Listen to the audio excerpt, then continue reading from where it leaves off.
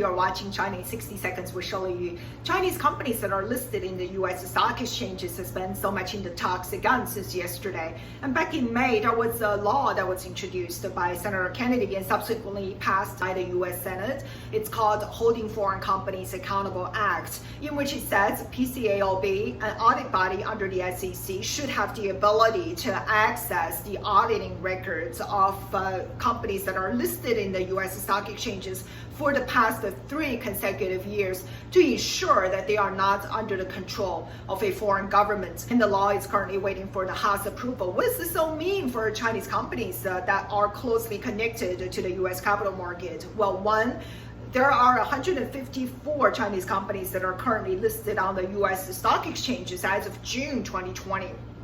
And we're talking about 1.5 trillion US dollars in market cap. And so this is not insignificant. And in looking at all the Chinese companies that have successfully listed in the US in 2020, we see some trends there.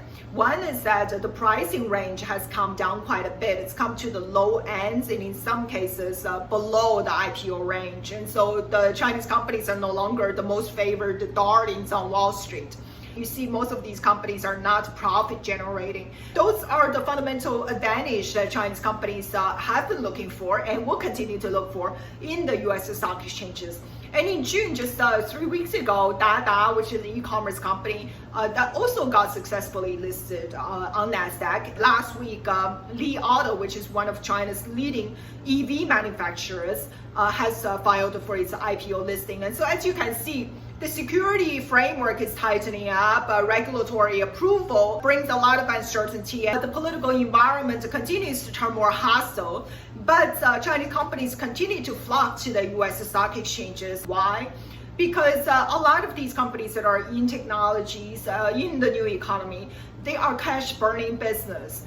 They need capital and they need capital yesterday. And in order to survive, not only the coming months, but maybe the coming weeks, they need capital immediately. So they will continue to file for listing in the US as soon as possible, to seek capital as soon as possible, and in order to finance their business expansion back at home. And to them, of course, they are thinking about contingency plans. What if there is an institutional level ban for Chinese companies to be listed in the US? That's not an impossibility, but that's months down the road. And so what they are thinking about for the moment is to be able to list as soon as possible and to seek capital as soon as possible and to grow as fast as they can. And the months down the road, they might be thinking about a possible delisting or dual listing somewhere else in Hong Kong or London. So those are the issues that they have to deal with much later. And to them, this need to be able to seek the most optimal market for their listing in the world, which a lot of it is still in the US,